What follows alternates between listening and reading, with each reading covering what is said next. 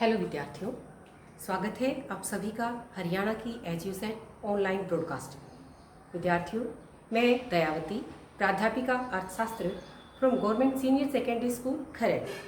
आज अपनी इस कक्षा में हम जो हमारी 11वीं कक्षा है उसमें अर्थशास्त्र विषय का तीसरा चैप्टर हमारा, जिसका नाम है आंकड़ों के संकलन की जनगणना और प्रतिदर्श विधि।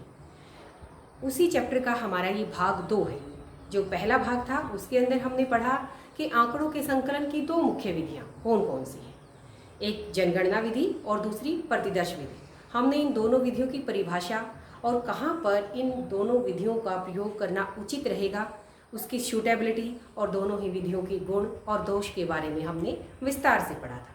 आज की अपनी इस कक्षा में हम जानेंगे कि जो हमारी प्रतिदर्श विधि है उसके अंदर जो हम प्रतिदर्श का चुनाव करते हैं, उस प्रतिदर्श के चुनाव की कौन कौन सी विधियां हैं, प्रतिदर्श को चुनने की कौन कौन सी विधियां हैं, उन विधियों के बारे में हम विस्तार से जानें। तो प्रतिदर्श हमारा क्या होता है, जिसे हम सैंपल कहते हैं, न्यायदर्श कहते हैं।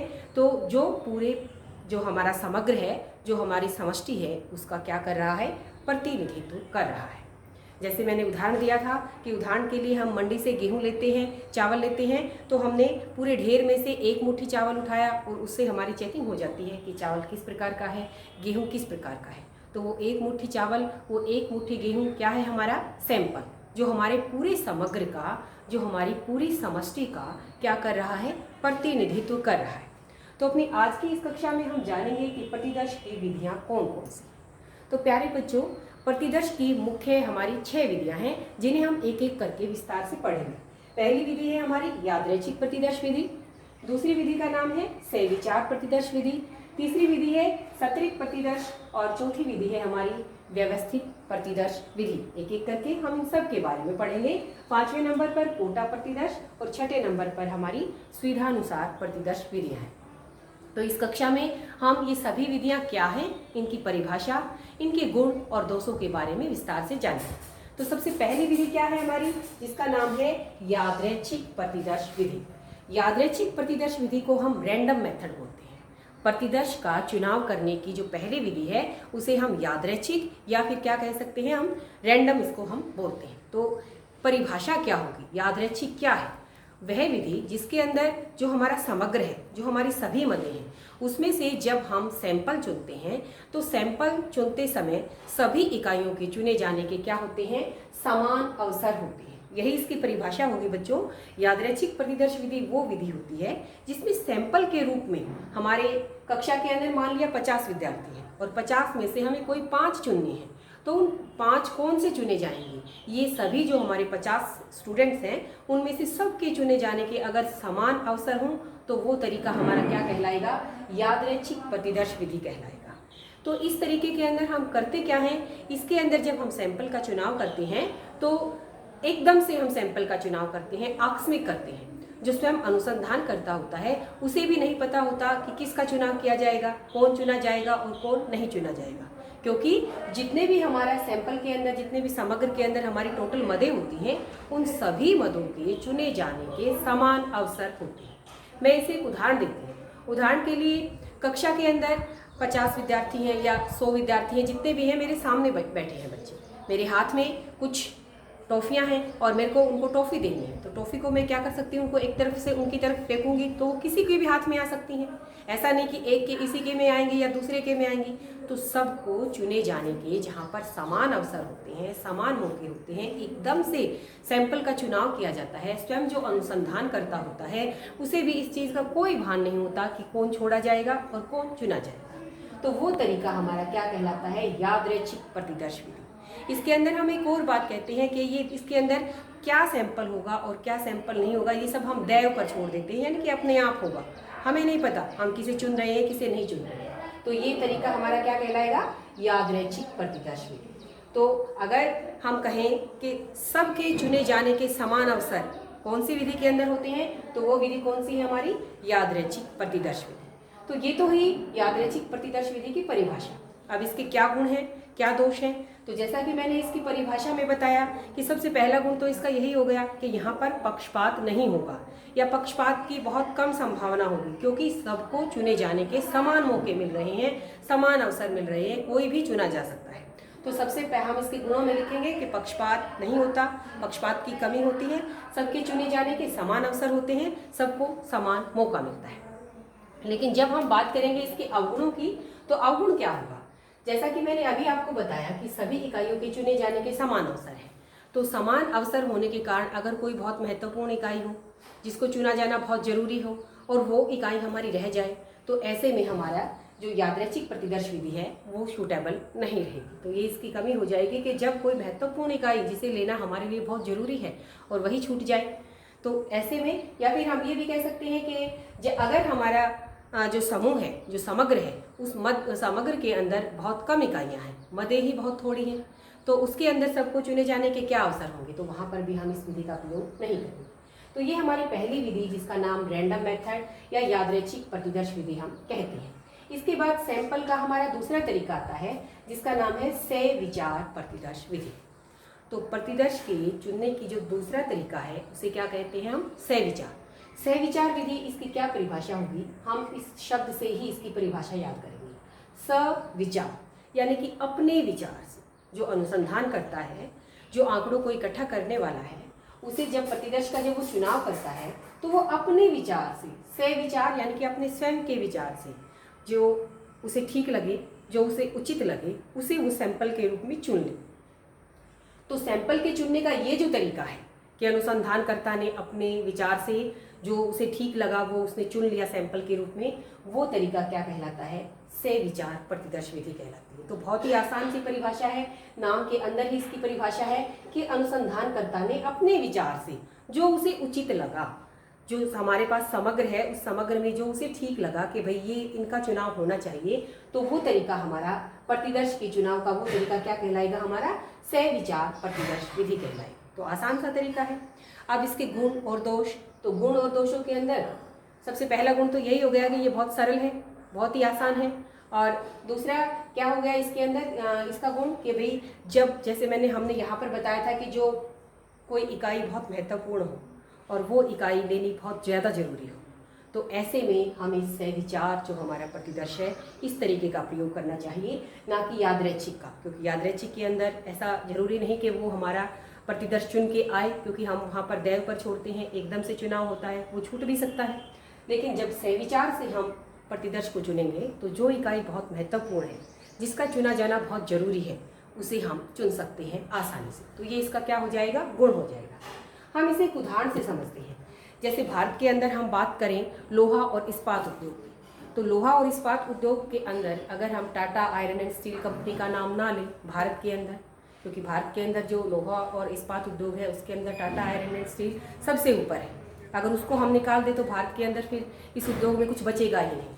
तो वहाँ पर ये टाटा आयरन एंड स्टील को लिया जाना बहुत ज़्यादा महत्वपूर्ण हो जाता है, बहुत ज़्यादा जरूरी हो जाता है। तो ऐसे में ये जो हमारा तरीका सह विचार, जो प्रतिदर्श विधि के चुनाव का तरीका जो है, ये सबसे बेस्ट रहता है। तो दूसरा तरीका हमारा क्या हुआ प्रतिदर्श के चुनाव का? सह विचार प्रतिदर्श विधि। जहाँ पर इकाइयों का चुना जाना बहुत अधिक महत्वपूर्ण होता है, वहाँ पर हम अपने इस तरीके का प्रयोग करेंगे। तो यही इसका गुण है, आसान है, सरल है, और जहाँ इकाइयों का चुना जाना बहुत महत्वपूर्ण है वहाँ पर हमें इस तरीके का प्रयोग करना चाहिए। अब इसके अवगुण क्या है? अवगुण भी हम यहीं से निकालेंगे, क्योंकि अनुसंधानकर्ता ने अपनी मर्जी से, अपने विचार से प्रतिदर्श को चुना है, तो यहाँ पर पक्षपात संभव है, पक्षपात किया जा सकता है। और अगर पक्षपात होगा, सैंपल के चुनने में पक्षपात होगा, तो फिर जो निष्कर्ष निकलेंगे, फिर जो रिजल्ट्स निकलेंगे, वो भी हमारे शुद्ध नहीं रहेंगे, विश्वसनीय नहीं रहेंगे। तो ये हमारा दूसरा तरीका प्रतिदर्श के चुनाव का, सह विचार प्रतिदर्श विधि। अब आती है हमारी तीसरी विधि, जिसका नाम है सत्रित प्रतिदर्श विधि। इस विधि का बच्चों एक और नाम भी है, दूसरा नाम इसका है मिश्रित। हम इसे मिश्रित प्रतिदर्श विधि भी कहते हैं। तो सत्रित और मिश्रित क्या होता है? मिश्रित का मतलब जिसके अंदर दो का या दो से ज़्यादा का मिश्रण, और सत्रित भी क्यों है इसका नाम? क्योंकि इसके अंदर जो हमारा प्रतिदर्श है, जो हमारा समग्र है, तो समग्र के अंदर कई गुणों वाली जब इकाइयाँ होती हैं तो हम उन इकाइयों को उनकी विशेषताओं के आधार पर, उनकी समानताओं के आधार पर उनको अलग अलग सत्रों में बांटते हैं। तो जो प्रतिदर्श का चुनाव करने की हमारी तीसरी विधि है, जिसका नाम सत्रित या मिश्रित प्रतिदर्श विधि है, इसके अंदर क्या होता है, हम इसके नाम से ही इसकी परिभाषा निकालेंगे कि अगर समग्र के अंदर विभिन्न गुणों वाली इकाइयां हैं, विभिन्न विशेषताओं वाली इकाइयां हैं, तो हम उन इकाइयों को उनकी विशेषताओं और गुणों के आधार पर, उनकी समानता के आधार पर अलग अलग सत्रों में बांटेंगे। जैसे मैं आपको उदाहरण देती हूँ कि उदाहरण के लिए मान लिया 11वीं कक्षा के अंदर कुछ स्टूडेंट्स ने आर्ट्स साइड ले रखी है, कुछ ने साइंस साइड ले रखी है और कुछ ने कॉमर्स साइड ले रखी है। तो 3 तरह के हमारे पास विद्यार्थी हो गए, कॉमर्स, आर्ट्स और साइंस के। तो हमें उनमें से सैंपल का चुनाव करना है। तो हम पहले क्या करें, हम पहले उनको 3 अलग अलग भागों में बांट लें। ये बच्चे कॉमर्स के हैं, ये साइंस के हैं, ये आर्ट्स के हैं, और फिर उन तीनों में से, तीनों जो स्ट्रीम है उनमें से फिर हम यादृच्छिक तरीके से, यादृच्छिक जो हमने सबसे पहले पढ़ा था, जिसके अंदर सभी इकाइयों के चुने जाने के समान अवसर होते हैं, तो फिर हम उस तरीके से उसमें से सैंपल को चुनें। तो इसीलिए हमने क्या कहा, इस विधि को सत्रित कहा। क्यों कहा सत्रित? क्योंकि इसके अंदर हम अपना जो समग्र है उसे उसकी विशेषताओं के आधार पर पहले अलग अलग सत्रों में बांटते हैं, फिर अलग अलग सत्रों में बांटने के बाद हर एक स्तर से हम यादृच्छिक तरीके से सैंपल को चुनते हैं। जैसे मैंने अभी आपको उदाहरण बता दिया। और इसे मिश्रित भी हम इसीलिए कहते हैं क्योंकि इसके अंदर 2 विधियों का मिश्रण है। पहला मिश्रण किसका हो गया, यादृच्छिक तरीके का, यादृच्छिक तरीके का, और दूसरा फिर हम उसमें से अपने विचार से, सहविचार से अलग अलग जो हमारे 3-4 जो भी हमारे सत्र बने उनमें से फिर हम अपने सहविचार तरीके से सैंपल को चुनते हैं। हम इसे एक उदाहरण से भी समझ सकते हैं। मैंने अभी बताया आपको कि मान लिया हमारे टोटल 60 विद्यार्थी हैं, 60 में से कुछ 20 मान लिया हमारे आर्ट्स के हैं, 20 हमारे साइंस के हैं, 20 कॉमर्स के हैं। तो तीनों को पहले अलग अलग बांटा और फिर तीनों में से हमने जितने भी लेने हैं, 5-5, 10-10 जो भी लेना है, वहाँ से हम अपने सैंपल को चुन लिए। तो पहले क्योंकि हमने उनको अलग अलग तरीकों से बांटा तो वो हमने सतर बना लिए, और सतर से फिर यादृच्छिक तरीके से हमने उसमें से निकाल लिया। तो ये हमारा क्या कहलाया, सत्रित और मिश्रित प्रतिदर्श तरीका। तो इस तरह से हमने प्रतिदर्श की विधियों के 3 तरीके पढ़े हैं। अब अगर हम बात करें सत्रित और मिश्रित प्रतिदर्श जो विधि है, इसके क्या गुण हैं, क्या दोष है। तो पहला इसका गुण क्या होगा, गुण यही होगा कि जब हमारी इकाइयाँ, जब हमारा समग्र विभिन्न गुणों वाला होता है तो ऐसे में ये तरीका हमारा बेस्ट रहता है। अलग अलग गुण वाली इकाइयाँ हैं तो हमने हर एक गुण वाली इकाई को अपने सैंपल में चुना, क्योंकि पहले हमने उनको किसमें बांट लिया, सत्रों में बांट लिया। तो ये तरीका वहाँ पर बहुत सही रहेगा जहाँ पर हमारे समग्र की इकाइयाँ अलग अलग गुण वाली हैं, तो हम उनको उनके गुणों के आधार पर अलग अलग सत्रों में बांटेंगे और फिर हर एक गुण को सैंपल के अंदर हम चुनेंगे। तो गुण इसका क्या हो गया कि जब इकाइयाँ विभिन्न गुणों वाली होती हैं तो हमारा ये तरीका बेस्ट है। सभी गुणों वाली इकाइयाँ सैंपल के अंदर शामिल होंगी, जिससे हमारे जो परिणाम होंगे, जो रिजल्ट्स होंगे वो शुद्ध निकलेंगे, पक्षपात की उसके अंदर कम संभावना होगी। अवगुण क्या होगा इसका? अवगुण यही होगा कि अगर हमारी सभी इकाइयाँ बिल्कुल समान है, एक जैसी हैं, वहाँ हमें सतर बनाने की जरूरत ही नहीं, तो वहाँ पर हम किस चीज़ का सतर बनाएंगे। तो ऐसे में जब सभी इकाइयाँ समान गुणों वाली होती हैं तो वहाँ पर सतर नहीं बन सकते, तो वहाँ पर हम इस विधि का प्रयोग नहीं कर सकते। या फिर हम ये भी कह सकते हैं कि जब हमारा समग्र बहुत छोटा हो, जिसको अलग अलग सत्रों में बांटना मुश्किल हो या ना बांटा जा सके, तो वहाँ पर भी हम सत्रित और मिश्रित प्रतिदर्श तरीके का प्रयोग नहीं कर पाएंगे। तो बच्चों, आपको अच्छे से समझ में आ गया होगा कि जब विभिन्न गुणों वाली इकाइयाँ हों तो उनको उनके गुणों के आधार पर अलग अलग सत्रों में बांटकर और फिर प्रत्येक स्तर से हम यादृच्छिक तरीके से सैंपल को चुने तो वो हमारा सत्रित या मिश्रित प्रतिदर्श कहलाएगा। इसके बाद हमारा चौथा तरीका आता है व्यवस्थित प्रतिदर्श तरीका। व्यवस्थित यानी कि सिस्टमेटिक।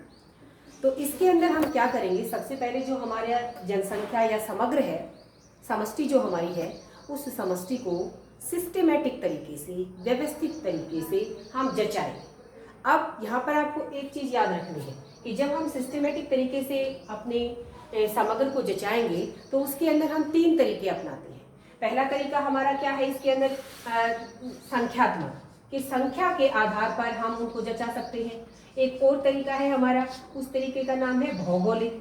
भौगोलिक आधार पर भी हम अपने जो हमारे आंकड़े हैं उनको जचा सकते हैं। और एक तीसरा तरीका है वर्णात्मक। इन 3 तरीकों से हम अपने आंकड़ों को व्यवस्थित करें। अब ये संख्यात्मक क्या है, भौगोलिक क्या है, वर्णात्मक क्या है। संख्यात्मक जैसे कि कक्षा के अंदर विद्यार्थी होते हैं, स्टूडेंट्स होते हैं, हम उनको रोल नंबर वाइज लगा सकते हैं। तो वो क्या हो गया, संख्या के आधार पर रोल नंबर 1 2 3 4 5। जब हम क्लास के अंदर टेस्ट लेते हैं तो रोल नंबर वाइज हम लिख देते हैं कि एक रोल नंबर के इतने मार्क्स आए, 2 सेकंड के इतने आए, तीसरे के इतने आए। तो वो क्या है, हमारे समग्र को संख्यात्मक तरीके से व्यवस्थित करना कहलाएगा। एक और तरीका है व्यवस्थित करने का, वो है भौगोलिक। भौगोलिक यानी कि स्थान के आधार पर। जैसे हमारे पास आंकड़े हैं, 10वीं कक्षा के रिजल्ट्स का आंकड़ा ले हम, जिलों के आधार पर हम उसे लगा सकते हैं। रोहतक का 10वीं कक्षा का रिजल्ट कैसा रहा, अम्बाला का कैसा रहा, पानीपत का कैसा रहा, सोनीपत का कैसा रहा। तो इस तरह जो व्यवस्थित करना है वो क्या होता है, हमारा भौगोलिक रूप से आंकड़ों को व्यवस्थित करना। और तीसरा तरीका वर्णात्मक यानी कि अल्फ़ाबेटिकली। हम अल्फ़ाबेटिकली ए से बी से सी से इस तरह से हम भी अपने आंकड़ों को जचाते हैं। तो क्या करेंगे, हम व्यवस्थित प्रतिदर्श के अंदर हम अपने समग्र को इन 3 तरीकों से सबसे पहले व्यवस्थित करेंगे। हम संख्या के आधार पर या भौगोलिक आधार पर या अल्फ़ाबेटिकली हम अपने आंकड़ों को व्यवस्थित करेंगे और फिर किसी एक का चुनाव करेंगे। जैसे मान लिया हमने रोल नंबर वाइज अपने आंकड़ों को लगा लिया, अपने समग्र को लगा लिया।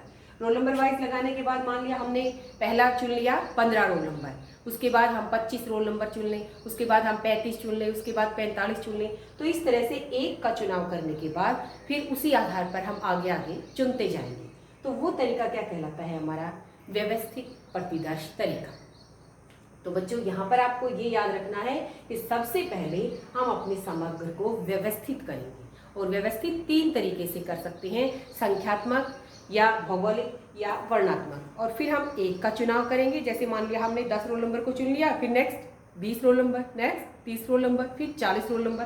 तो वो तरीका क्या होता है, हमारा व्यवस्थित प्रतिदर्श तरीका कहलाता है। तो आपकी परिभाषा आपको समझ में आ गई होगी। हम उदाहरण भी दे सकते हैं, जैसे मैंने अभी बताया कि भाई हम रोल नंबर वाइज लगाएं। अब इसके गुण और दोष। तो बच्चों गुण और दोष में सबसे पहले अगर हम गुणों की बात करें तो ये तरीका क्या है, आसान तरीका है, सरल तरीका है। यही इसका गुण है कि भाई हम पहले आंकड़ों को व्यवस्थित कर रहे हैं, फिर एक का चुनाव करके आगे अगला नेक्स्ट चुनते जा रहे हैं, तो आसानी से हमारा चुनाव हो जाता है। हम कह सकते हैं कि हमने पहले सभी आंकड़ों को जचाया और फिर एक को चुनने के बाद आगे चुने, तो फिर हमने किसी के साथ कोई पक्षपात नहीं किया। 10 रोल नंबर पर कौन है, फिर 20 पे कौन है, 30 पे कौन है, इससे हमें कोई फर्क नहीं पड़ा। जो भी है हमने उसी को चुन लिया। तो ये एक आसान तरीका है और इसमें पक्षपात कम होता है। लेकिन अगर हम अवगुणों की बात करें तो अवगुण क्या है इसके अंदर, जैसे मैंने आपको अभी हमने पीछे डिस्कस किया था कि जब बहुत सी इकाइयाँ ऐसी हों कि जो बहुत महत्वपूर्ण हो, जिनको शामिल करना बहुत ज़रूरी हो, तो वो भी इसके अंदर हम नहीं कर पाएंगे शामिल। दूसरा, अगर हमने अभी पीछे पढ़ा कि इकाइयाँ कैसी होती हैं, विभिन्न गुणों वाली भी हो सकती हैं, अलग अलग भी हो सकती हैं। अब हमें ये नहीं पता कि 10 के ऊपर जो है और फिर 20 के ऊपर है, क्या पता वो सभी अगर इकाइयाँ सभी समान हों, एक ही गुण वाली हों और दूसरे गुण वाली इकाइयाँ छूट जाएं, तो ऐसे में हमारे परिणाम प्रभावित होंगे। आपकी समझ में आ रहा होगा कि जैसे मैंने 10 रोल नंबर, फिर 20, फिर 30 ऐसे हमने चुन लिया। अब 10 रोल नंबर, 20 रोल नंबर और 30 रोल नंबर सभी तीनों एक जैसे गुण के हों और जो अलग गुण वाली इकाइयाँ थी वो सारी बीच में छूट गई, तो फिर जो हमारे परिणाम आएंगे वो परिणाम सही नहीं आएंगे। तो ये इसका अवगुण हो गया कि अगर इकाइयाँ विभिन्न गुणों वाली हैं, या कोई ऐसी इकाई है जिसे शामिल करना बहुत महत्वपूर्ण है, तो ऐसे में व्यवस्थित प्रतिदर्श विधि को से चुनाव करना सही नहीं रहेगा। तो ये इसके क्या कहलाएंगे, अवगुण कहलाएंगे। तो बच्चों हमने 4 तरीके पढ़ लिए हैं। व्यवस्थित प्रतिदर्श तरीके के बाद हमारी टर्न आती है कोटा प्रतिदर्श विधि की। कोटा, इसका एक दूसरा नाम भी है और वो है अभ्यंस। हम इसे अभ्यंस विधि भी बोलते हैं। तो कोटा और अभ्यंस क्या होता है, इसके अंदर क्या किया जाता है कि जो हमारा समग्र होता है, यानी कि जो हमारी कुल सारी जो हमारी मदें होती हैं, उन मदों को हम उसकी टोटल जनसंख्या के आधार पर उनका कोटा हम पहले से ही बांट देते हैं। जैसे हम इसे उदाहरण से समझते हैं कि मान लिया हमारे समग्र का आकार 100 है। हमारा जो समग्र है, समष्टि जो है, उसके अंदर 100 हमारे विद्यार्थी हैं। तो इन 100 विद्यार्थियों के अंदर 3 तरह के हमारे विद्यार्थी हैं। अलग अलग जो उनकी विशेषताएं हैं, गुण हैं, उसके आधार पर पहले हम अपने समग्र को बांटेंगे जैसे मान लिया इन 100 विद्यार्थियों में से 50 विद्यार्थियों ने आर्ट्स ले रखी है, और जो हमारे 30 विद्यार्थी हैं उन्होंने साइंस ले रखी है, और जो 20 विद्यार्थी हैं उन्होंने ले रखी है कॉमर्स। तो जो हमारा समग्र था, हमने क्या किया, जो हमारा समग्र था, समष्टि था, जो कि 100 विद्यार्थी थे, हमने उनको उनकी अलग अलग विशेषताओं के आधार पर बांट लिया। 50 विद्यार्थी आर्ट्स में हो गए, 30 साइंस में हो गए और 20 कॉमर्स में हो गए। तो अब हम क्या करेंगे कि मान लिया हमें इन 100 में से 10 का सैंपल लेना है, 10 विद्यार्थियों को चुनना है। तो हम क्या करेंगे, जो समग्र के अंदर, जो कुल के अंदर इनका अनुपात है, जैसे आर्ट्स के जो विद्यार्थी हैं वो 50 हैं, तो 100 में से 50 विद्यार्थी यानी कि आधे विद्यार्थी क्या हो गए, हमारे आर्ट्स में हो गए, और 30% किस में हो गए, हमारे साइंस में, और 20% हो गए कॉमर्स में। तो जितनी प्रतिशतता इनकी समग्र के अंदर है, हम सैंपल के अंदर भी इनकी वही प्रतिशत मात्रा लेंगे। यानी कि अगर हम सैंपल 10 विद्यार्थियों के सैंपल का हम चुनाव करेंगे, तो जो 10 विद्यार्थी हैं उनमें से जो आधे विद्यार्थी होंगे यानी कि 5, वो कहाँ से होंगे, हमारे आर्ट्स में से, और जो हमारे 30% यानी कि 3 जो हमारे सैंपल के अंदर जो विद्यार्थी होंगे वो कहाँ से होंगे, साइंस साइड से होंगे, और दो विद्यार्थी हैं वो हमारे कॉमर्स से होंगे। तो हमने क्या किया बच्चों, कोटा के अंदर क्या किया कि जो हमारा टोटल समग्र था, उस समग्र के अंदर जो विभिन्न गुणों वाली इकाइयाँ थी, उनको उनकी समग्र के अंदर जो प्रतिशत मात्रा है, उसी प्रतिशत मात्रा के अनुसार हम उनको सैंपल के अंदर भी लेंगे। अगर हमारे आधे विद्यार्थी 50% विद्यार्थी आर्ट्स के अंदर थे, तो जब हमने सैंपल का चुनाव किया तो सैंपल में भी हम 5 विद्यार्थी आर्ट्स में से लेंगे, हम 3 विद्यार्थी साइंस में से लेंगे और 2 विद्यार्थी कॉमर्स में से लेंगे। तो जो समग्र के अंदर इनकी प्रतिशत मात्रा है, वही प्रतिशत मात्रा किसके अंदर होगी, सैंपल के अंदर भी होगी। तो इस तरह से हम इस चीज़ का ध्यान हम रखते हैं, किसके अंदर, कोटा या प्रतिदर्श या अभ्यंस विधि के अंदर। तो कोटा के अंदर हम इस तरीके से निकालेंगे। तो इसके गुण क्या होंगे, इसके दोष क्या होंगे। तो कोटा जो हमारा प्रतिदर्श विधि है, इसके गुणों के अंदर हम यही कहेंगे कि अगर हमारी अलग अलग गुण वाली इकाइयाँ हैं तो हम उनको क्या करते हैं, उनकी प्रतिशत मात्रा के आधार पर ही लेते हैं। तो वो सभी गुणों वाली इकाइयाँ इसके अंदर शामिल होंगी, सभी का सैंपल के अंदर भी सभी का समावेश होगा। लेकिन जब हम इसके अवगुणों की बात करते हैं, तो अवगुणों के अंदर क्या होता है कि हमने ये तो कह दिया कि आर्ट्स के आधे विद्यार्थी हैं तो आधे ही इसके यहाँ पर आएंगे, लेकिन ये छूट होती है अनुसंधानकर्ता को कि 50 में से जो 5 विद्यार्थी चुनने हैं वो कोई भी चुन सकता है। तो अगर उसको पूरा अधिकार दे दिया जाता है गणक को किसी भी 5 को चुनने का, तो वहाँ पर जो हमारा गणक है वो पक्षपात कर सकता है। तो वैसे तो इसके अंदर सभी गुणों वाली इकाइयाँ होती हैं, लेकिन सभी गुणों वाली कौन सी इकाइयाँ लेंगे ये गणक के ऊपर निर्भर करता है। इसका अधिकार गणक को दे दिया जाता है, तो वहाँ पर पक्षपात की संभावना हो सकती है। इसके बाद हमारा छठा तरीका आता है बच्चों, जिसका नाम है सुविधानुसार प्रतिदर्श विधि। तो सुविधानुसार प्रतिदर्श विधि के अंदर क्या किया जाता है कि हमने जो बाकी की 5 तरीके हमने पढ़े, उन तरीकों में से गणक या अनुसंधानकर्ता को जो भी तरीका अपनी सुविधा के अनुसार सही लगा, वो उसी तरीके से अपने सैंपल को चुन ले। तो उसे हम क्या कहेंगे, सुविधानुसार प्रतिदर्श विधि। तो सबसे आसान है हमारी सुविधानुसार प्रतिदर्श विधि।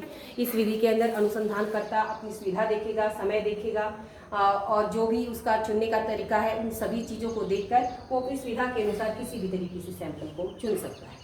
तो विद्यार्थियों, इस तरह से हमने प्रतिदर्श की सभी विधियाँ, 6 की 6 विधियाँ, यादृच्छिक, सविचार, सत्रित, व्यवस्थित, कोटा और सुविधानुसार प्रतिदर्श तरीके जो हैं वो हमने पढ़े। इन सभी तरीकों से हम सैंपल का चुनाव करते हैं। अब सैंपल हमारा जो है, जो प्रतिदर्श हमारा है, वो कितना विश्वसनीय है, उसकी एक हमारा ये प्रश्न बनता है कि सैंपल की या प्रतिदर्श की विश्वसनीयता किस पर निर्भर करती है। तो इतना सब पढ़ने के बाद हम बता सकते हैं कि एक प्रतिदर्श कितना अधिक विश्वसनीय है या नहीं है। यह कुछ मुख्य हमारे 4 बिंदु हैं।